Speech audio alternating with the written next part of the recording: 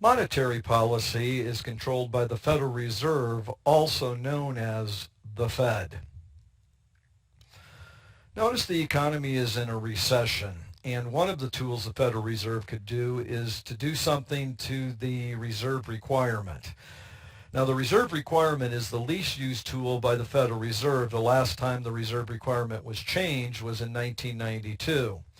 But if the Fed wants to speed up this economy, in other words, expand the economy, what they would do is they would lower the reserve requirement, which then would increase the excess reserves. In other words, the amount of reserves available for lending.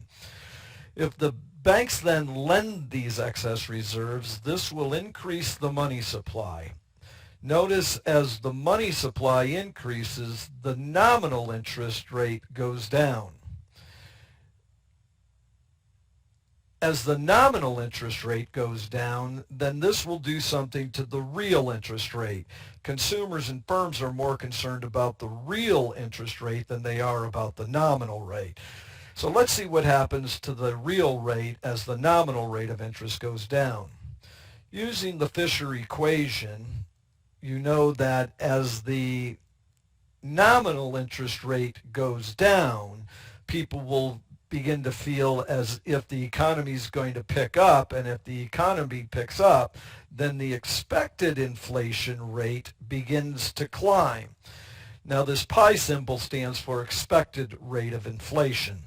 So if people expect the inflation rate to climb because of what the Federal Reserve did with the reserve requirement, then what will happen is as nominal interest rates are going down and the expected inflation rate is going up, then the real rate of interest is going down.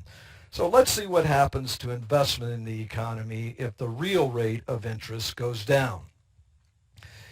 Notice here as the Federal Reserve lowers the reserve requirement, this lowers the nominal interest rate and the real interest rate. As that occurs, what happens is as the real rate of interest goes down, then the quantity of investment goes up. So what will happen is as in the quantity of investment goes up, this will increase the aggregate demand in the economy. Aggregate demand will shift to the right, and as aggregate demand shifts to the right, real GDP or output also increases.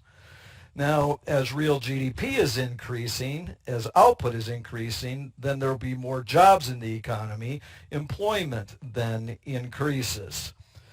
It's quite obvious that if employment is increasing, then unemployment is going to go down. In other words, during a recession, unemployment tends to be a little higher than what the natural rate of unemployment is here at full employment. So as aggregate demand shifts to the right, unemployment will go down. As this is occurring, then the price level will increase. So as aggregate demand shifts to the right, the price level then increases. We hope this gives you a better understanding of what the Federal Reserve might do during a recession. But again, the reserve requirement is the least used tool used by the Federal Reserve.